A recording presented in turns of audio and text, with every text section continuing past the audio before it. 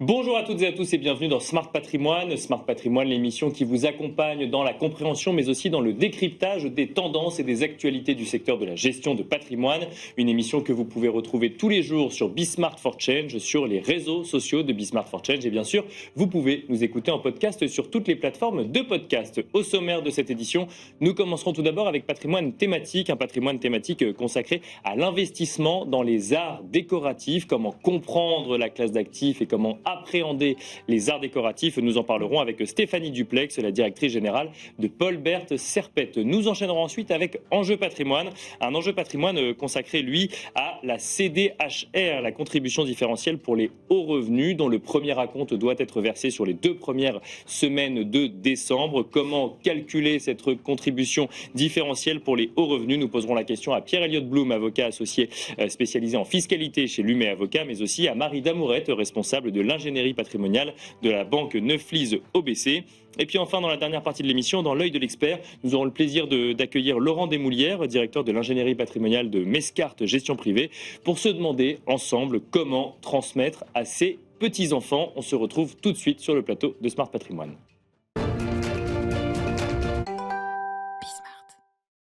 Comment et pourquoi investir dans les arts décoratifs? Voilà le sujet qui va nous animer à présent dans Patrimoine thématique. Et pour en parler, j'ai le plaisir de recevoir sur le plateau de Smart Patrimoine Stéphanie Duplex. Bonjour Stéphanie Duplex. Bonjour, merci de me recevoir. Merci d'être avec nous. Vous êtes la directrice générale de Paul Bert Serpette. Première question, on parle d'investissement dans les arts décoratifs. Les arts décoratifs, ça recoupe quoi concrètement? On parle de design, on parle d'objets de décoration. Est-ce que ça va jusqu'aux œuvres d'art? Ça va jusqu'aux œuvres d'art, et parce que, alors c'est vraiment une nuance qui est un peu compliquée actuellement parce qu'il y a une abondance de propositions dans la décoration. D'accord.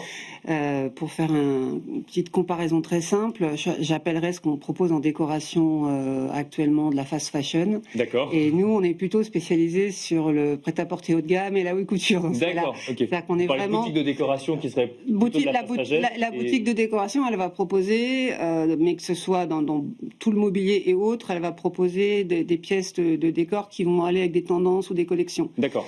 Paul Bert Serpette, c'est un marché d'antiquité qui réunit 23 siècles de propositions d'art décoratif.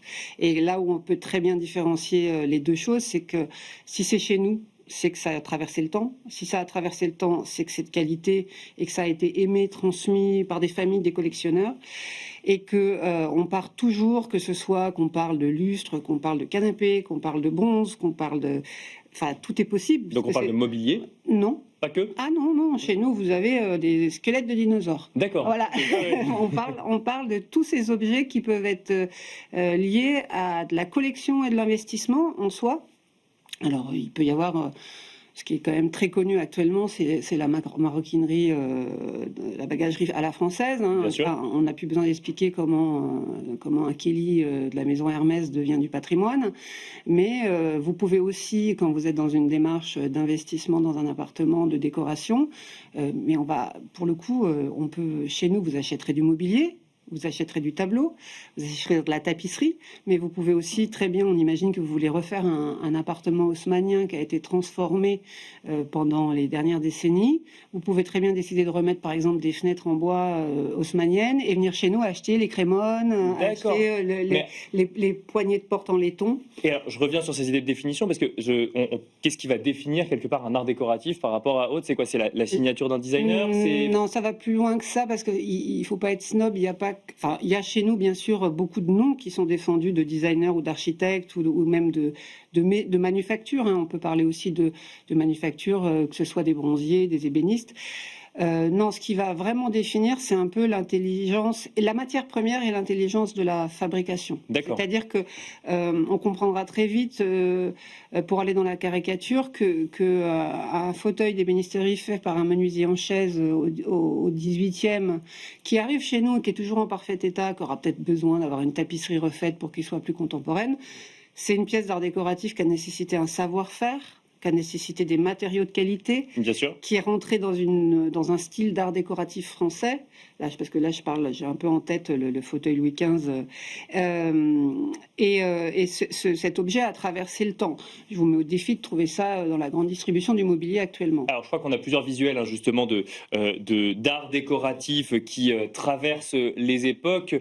Pour bien comprendre ça, comment est-ce qu'on peut faire le parallèle avec un produit d'investissement, justement, sur un produit d'art décoratif, je ne sais pas moi, un lustre ou des céramiques qui traversent les époques? Alors, les céramiques, c'est génial parce que, ouais, pour le coup, vous avez... Alors, chez nous, il y a vraiment des grands collectionneurs et vous avez vraiment des pièces qui sont de l'investissement déjà. D'accord. C'est-à-dire qu'avec vraiment des noms. Avec une cote, donc. Avec vraiment une cote. Tout simplement parce que vous avez eu des mouvements. Je pense à Valoris avec Picasso qui a entraîné énormément de céramistes au moment où Picasso a fait de la céramique à Valoris. Et donc on a beaucoup de collections et des noms. Et on arrive même à redécouvrir des artistes ayant travaillé avec Picasso, ayant fait des séries. Il y a même les céramiques, par exemple, de Mité Espel qu'on a redécouvert en 2018, qui, quand moi j'ai fait la première exposition, une petite pièce de céramique Mité Espel coûtait 300 €. À l'heure actuelle, elles se vendent et elles ont même été sur des salons à New York, ça se vend 3 000, 4 000 €. Donc on a fait x10 là sur cet artiste qu'on a redécouvert parce qu'on connaît très bien le mouvement de cette création-là, qui est, on va dire, post-Seconde Guerre mondiale. On le connaît très bien, on connaît très bien les artistes qui s'y sont greffés, et on continue à découvrir les gens qui ont travaillé avec eux.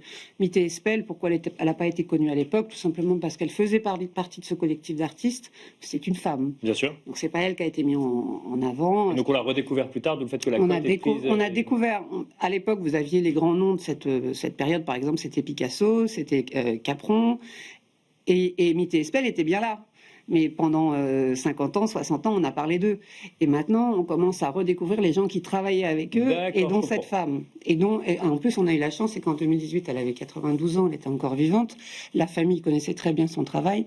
Donc, un livre a été écrit sur son travail, et on a très bien pu recréer la cote et les références, la légende. Si je comprends bien, on peut appréhender du coup certains arts décoratifs comme un investissement, mais ça reste aussi des acquisitions qui ont pour vocation de venir meubler une maison, oui, ou un appartement. Est-ce que du coup, la simple décision d'investissement suffit à acquérir un canapé, un lustre, oui, ou autre? Oui, oui. D'accord. Oui, je vais vous dire tout simplement, quand vous allez, on prend l'exemple, puisque vous êtes dans le mobilier, vous avez un appartement que vous souhaitez décorer. Bien sûr. Vous partez du point zéro et vous allez tout acheter dans une ligne de grande distribution. Vous voulez redéménager 10 ans après, ou votre goût a changé 10 ans après, on est d'accord que ça va partir aux encombrants ou ça va être donné. Bon. Demain, vous vous dites, je fais une décoration signée, je vais m'acheter un canapé, je pense à, je sais pas, à Kagan, qui est un créateur, je vais m'acheter des petites consoles de Mathieu Mattego, je vais m'acheter un miroir vénitien, je vous compléter, un lustre à Pampille 18e, de la céramique Capron, vous refaites votre intérieur. 10 ans après, vous êtes là, on imagine que vous voulez tout revendre d'un coup. La totalité de ce que vous aurez acheté a de la valeur et vous pouvez le revendre. Est-ce qu'on peut voir des cotes baissées? Oui, alors clairement, oui, sur par exemple le mobilier 18e, que ce soit le style français Louis XV, Louis XVI a été un truc, une vague énorme dans les années 90 parce que tous les Américains voulaient que ça. Maintenant, ça vaut plus rien. Un fauteuil Louis XV en salle des ventes, c'est 300 €. D'accord. Ouais. Par contre, donc, faut savoir investir, c'est comme dans Bien tout. sûr, oui. Par contre, vous pouvez voir les cotes monter, c'est là où c'est intéressant. Et en plus, on a dans Apolbert Serpette et dans les puces, vous pouvez encore faire des affaires. Parce que les marchands à ce stade-là sont des experts, sont des connaisseurs, n'achèteront jamais par hasard. Ils peuvent très bien faire un achat pour une valeur esthétique, en se disant, il n'y a pas de cote, mais c'est un très beau tableau, ça a été très bien peint, ou aussi parce qu'ils sont tombés sur des achats, parce qu'ils achètent beaucoup aux particuliers aussi, ils sont tombés sur... Moi, je pense, j'ai un exemple très simple. peut-être il y a 4 ans maintenant, mais d'un marchand qui est tombé sur un tableau de Paul Jouve. Oui. Paul Jouve, qui est l'illustrateur de Kipling pour le livre de la jungle, enfin, qui reste un grand illustrateur et peintre. Et ce tableau qui était merveilleux, dont le sujet c'était deux tigres, donc typiquement dans la création de Paul Jouve, ce tableau, le marchand le met en vente chez nous 60 000 €. Tout le monde est passé devant en se disant... Paul Jouve, Opus de Saint-Ouen, 60 000 €, c'est une grosse somme. Le marchand a fait travailler son réseau et a décidé de le poser en salle des ventes, en se disant je vais le mettre non pas dans une boutique Opus, mais face au monde entier. Le tableau a fait 92 000 €. D'accord. En résultat. Donc vous pouvez, si vous êtes malin, instruit, que vous connaissez notre territoire et que vous venez souvent, tomber sur des pépites. Merci Stéphanie Duplex de nous avoir accompagnés dans Smart Patrimoine. Je vous en prie. Et quant à nous, on se retrouve tout de suite dans Enjeu Patrimoine.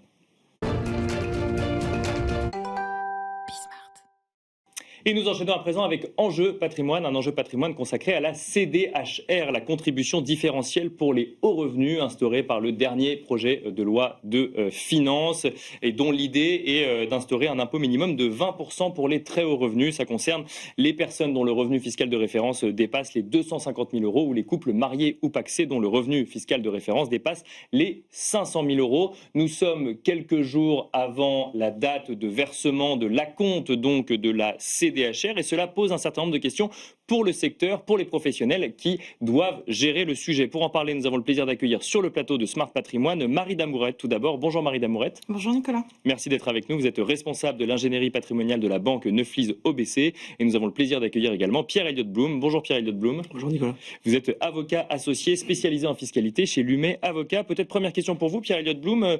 On parle du versement de l'acompte de la CDHR entre le 1er et le 15 décembre. Est-ce que ça veut dire qu'il y a beaucoup de questions qui émergent là en cette fin du mois de novembre pour savoir qui est concerné et surtout comment est-ce qu'on la calcule?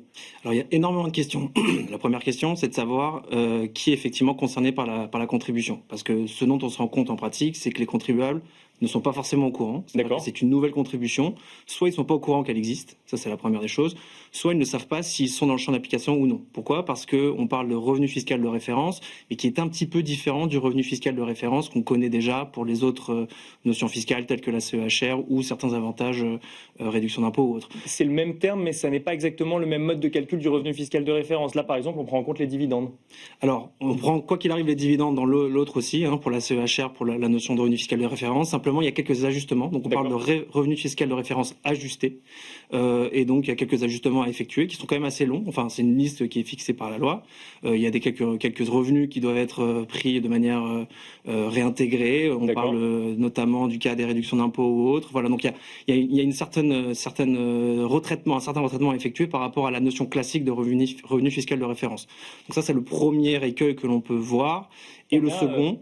sur le premier accueil, on a toutes les infos aujourd'hui pour calculer la CDHR? C'était le second point que j'allais invoquer. C'est effectivement, il nous manque beaucoup d'informations.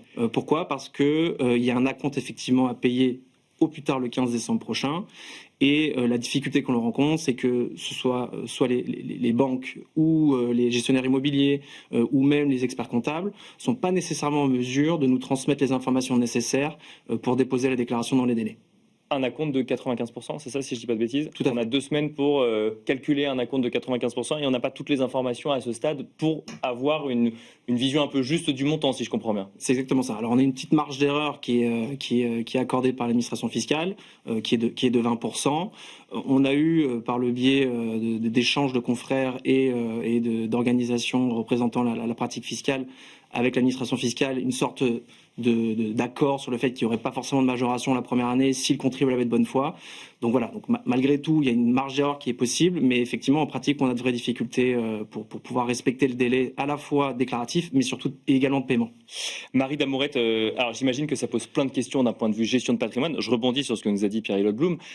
Pas de majoration la première année, ça veut dire que c'est intégré par la profession, que le côté exceptionnel de la CDHR finalement est prévu pour durer à ce stade? Alors effectivement, quand on regarde le projet de loi de finances qui a été déposé par le gouvernement au mois d'octobre, il y a une prorogation qui est prévue. Donc, au mois d'octobre 2025 pour 2026. Exactement. Oui. Une prorogation et une modalité de calcul qui devrait être similaire. Donc, c'est-à-dire un système d'acompte qui sera aussi mis en place au mois de décembre. Donc, on pense que l'exercice, effectivement, devra le renouveler. Mais je pense que ça, c'est un point vraiment très important qui a été abordé, c'est que on n'a jamais eu, en fait, affaire à une déclaration en fin d'année qui intègre l'ensemble des revenus de l'année en cours. Donc, c'est un exercice qui est très spécifique, auquel les établissements bancaires ne sont pas adaptés. En fait, on ne peut pas produire diffus là en cours d'année avec des données temporaires, et on ne peut pas projeter non plus les revenus qui vont être perçus au mois de décembre. Donc, c'est vrai que c'est au cas par cas, c'est à la demande du contribuable que les données sont envoyées, et c'est là où finalement le bas blesse, c'est que le contribuable qui ne sait pas qui va être concerné n'est pas alerté. Ils le savent. Pas forcément. Alors là, il y a eu un mailing qui a été envoyé par l'administration fiscale il y a une semaine, mais qui concerne les contribuables qui ont été topés, entre guillemets, comme potentiellement concernés par la CDHR au regard de leurs revenus de l'année passée. D'accord. Mais si vous êtes dans le scope de la CDHR parce que vous avez perçu des dividendes importants ou vous avez cédé une participation importante cette année, en aucun cas, en fait, quelqu'un vous prévient que vous devez faire cette déclaration. Donc là, c'est vraiment au Conseil que nous représentons aujourd'hui il faut vraiment alerter les clients sur ce sujet-là. Si je comprends bien, on peut avoir reçu le mail de l'administration fiscale et ne pas être concerné, ou on peut ne pas l'avoir reçu, mais être quand même concerné. Exactement. Et c'est à soi-même de s'en rendre compte ou à son conseil d'avertir qu'on pourrait être concerné par la CDHR. Exactement. Et la difficulté cette année, c'est que la loi de finances dont on parle, elle a été votée au mois de février. C'est vrai qu'elle a été commentée lorsqu'elle est sortie. Mais là, depuis plusieurs semaines, ce qui nous occupe, c'est plutôt le projet de loi de finances. Et malheureusement, les contribuables sont perdus. Pour l'année prochaine. Et pour l'année prochaine. Et là, ils sont perdus. Quand on leur parle de CDHR, aujourd'hui, ils nous disent, mais vous êtes sûr que ça va être voté? Alors qu'on leur explique que ça a d'ores et déjà été voté. Donc c'est vrai qu'il y a une confusion sur les notions qui est très importante. Et nous, on sensibilise beaucoup nos clients sur ces sujets-là, parce que la pénalité, on l'a évoqué, c'est 20% quand même, en cas de défaut, en cas de retard. Donc c'est colossal. Plusieurs questions sur ce sujet. On va peut-être commencer avec vous, Marie Damorette. Mais je vous poserai la question à tous les deux. Quel impact sur les dividendes? Comment on prend en compte les revenus exceptionnels? Puis on parlera peut-être du don. Mais déjà, les dividendes, est-ce que ça veut dire que stratégiquement, il faut se verser moins de dividendes en 2025 en espérant que potentiellement il y ait une évolution sur le sujet de la CDHR dans les prochains projets de loi de finances? Alors c'est vrai qu'on a la question de certains clients dirigeants qui peuvent piloter les distributions de dividendes et se disent est-ce qu'il faut que je privilégie 2025 ou 2026?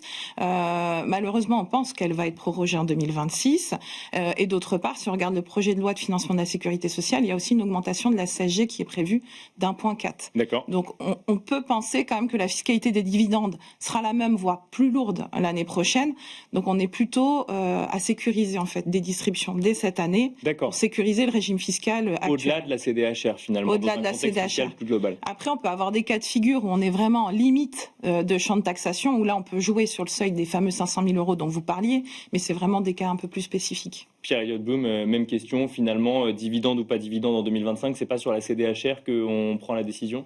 Non. Alors, il peut y avoir certains contribuables justement où ils sont vraiment à la limite du seuil, où on a pu arbitrer sur des schémas de rémunération entre rémunération de gérance ou de président et dividende. Et effectivement, là, on peut baisser un petit peu le dividende pour être sous les seuils. En revanche, pour les contribuables qui ont énormément de revenus financiers, donc des revenus qui sont soumis soit à la flat tax, soit à une imposition barème, mais qui finalement, par de jeux d'abattement, vont être assez faibles en termes de taux d'imposition, la question finalement se pose pas. On est plutôt, nous, dans une optique où on procède à des distributions assez importantes. D'accord. Parce qu'on pense effectivement que le climat fiscal n'est pas à la baisse et qu'on va avoir déjà une augmentation de la CSG qui est prévue. Et on parle potentiellement aussi, enfin, je ne serais pas surpris qu'il y ait une augmentation du taux d'imposition de la flat tax aussi à l'impôt sur le revenu, donc, voire même une remise en cause de ce régime-là. Donc, d'une manière générale, on est plutôt sur une mouvance de distribution importante. D'accord. Avant la fin de l'année, par le biais d'acompte sur dividende par exemple, que sur un statu quo où on attend et on voit ce qui se passe. Prise en compte ou qualification des revenus exceptionnels, comment est-ce qu'on le gère sur cette année 2025, sur cette première année de calcul de la CDHR?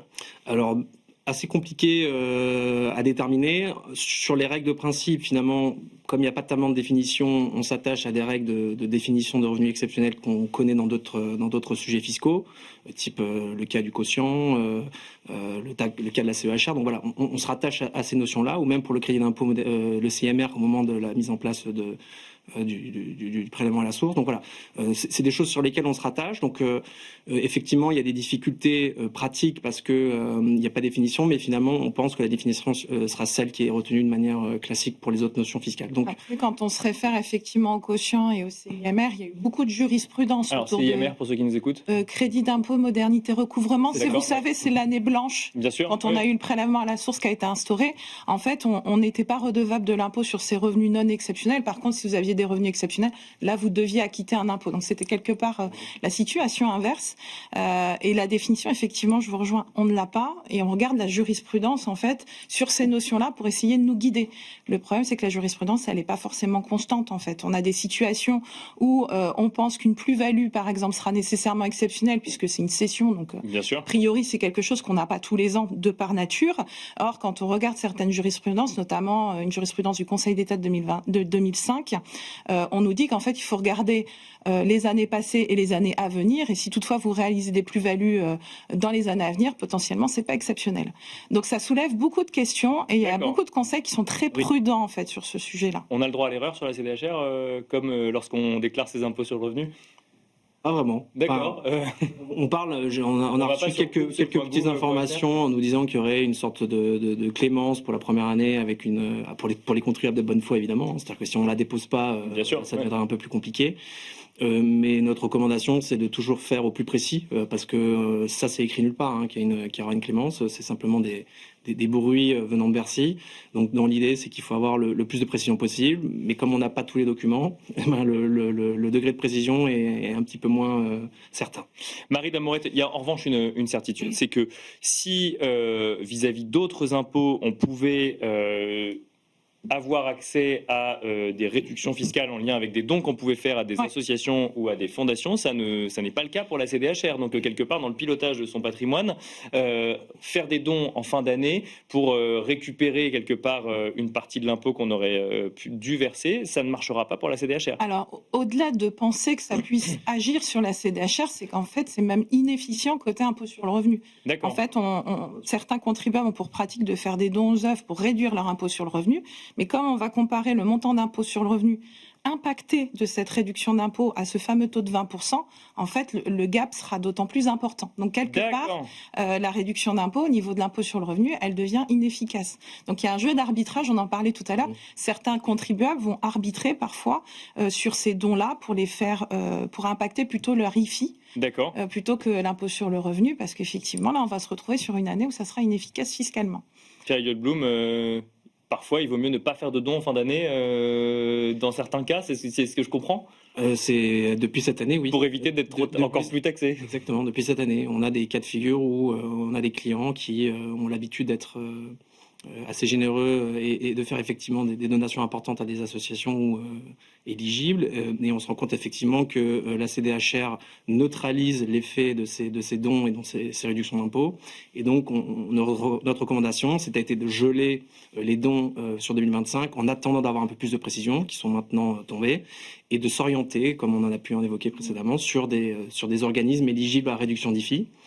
Parce que, pour le coup, ça sera toujours opérant. Et donc, ça permettra toujours de faire des dons à des associations, mais en revanche, de les orienter sur des organismes qui sont un peu plus avantageux en termes de fiscalité. Un effet domino qui pourrait être revu dans un projet de loi de finances pour 2026 ou qui n'est pas à l'ordre du jour à l'heure actuelle? Il me semble que dans le cadre du projet de loi pour l'année à venir, effectivement, c'était réécrit. Donc c'est peut-être quelque chose sur lequel on pourrait avoir des ajustements, ce qui serait bienvenu, parce que c'est vrai que sans l'incitation fiscale, malheureusement, on pense que la générosité va un petit peu réduire. Merci à tous les deux. Merci Marie Damourette, responsable de l'ingénierie patrimoniale de la banque Neuflize OBC. Merci également Pierre Elliott Blum, avocat associé spécialisé en fiscalité chez Lumet Avocat. Merci à tous les deux. Merci Nicolas. Et on se retrouve tout de suite dans l'œil de l'expert.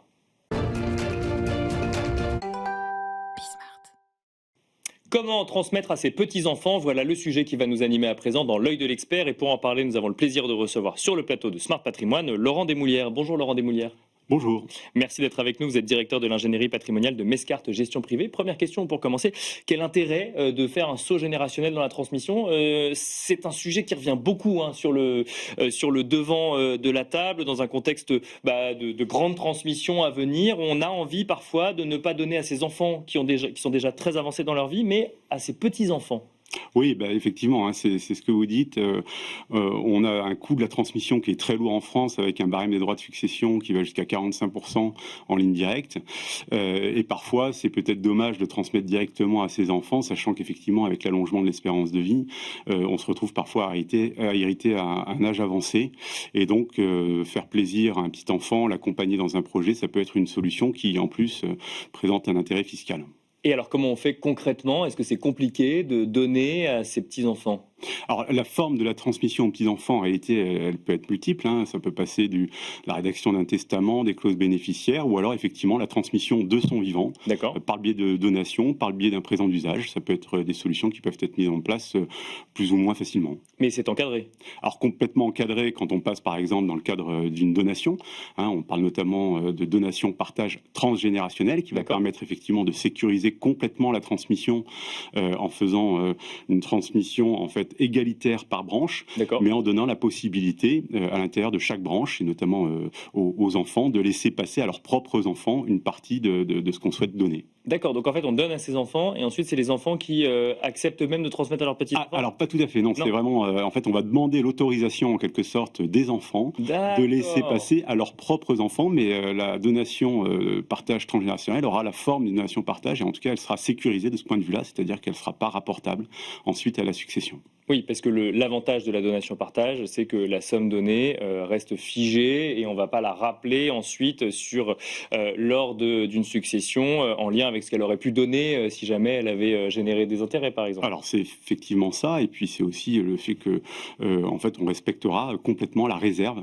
des enfants par ce biais-là. Si on a des contrats d'assurance vie, est-ce qu'il suffit de changer la clause bénéficiaire au bénéfice de ses petits-enfants? Ça suffit? Alors, la clause bénéficiaire, effectivement, elle a un avantage, c'est que effectivement, c'est simple à mettre en place. Là, on peut procéder de différentes manières, mais il y a une manière qui serait de travailler la clause bénéficiaire en mettant effectivement les enfants bénéficiaires, mais en donnant la possibilité de renoncer au profit de leurs propres enfants. Ou alors, dans alternative, on met directement les enfants bénéficiaires, les petits-enfants, bénéficiaires, soit en nue propriété, soit en pleine propriété. Alors là, l'avantage de transmettre par le biais de la clause bénéficiaire, c'est lorsque les contrats ont été investis avant 70 ans, on va pouvoir multiplier de cette manière-là l'abattement de 152 500 € par bénéficiaire. C'est-à-dire qu'on aura autant d'abattements par enfant que par petits-enfants. Dans un contexte politique et fiscal, ou en tout cas d'anticipation fiscale chahutée, avec cette anticipation de la grande transmission à venir, est-ce que vous voyez de plus en plus de clients se poser la question d'anticiper une transmission et d'aller directement aux petits-enfants pour faciliter un départ dans la vie? Oui, effectivement, hein, aujourd'hui, on communique beaucoup sur ce phénomène de grande transmission. On a même vu des parlementaires qui voulaient se saisir du sujet pour en profiter et augmenter le coût de la transmission. Bien sûr. Et donc, effectivement, ça permet de se poser des questions. Alors, la première étape, c'est de, bien sûr, valider les projets. Et dans ces projets, parfois, effectivement, on va préférer transmettre directement aux petits-enfants en partant du principe qu'on économisera le coût de la transmission de la génération 2 à la génération 3 si on saute directement à la génération 2.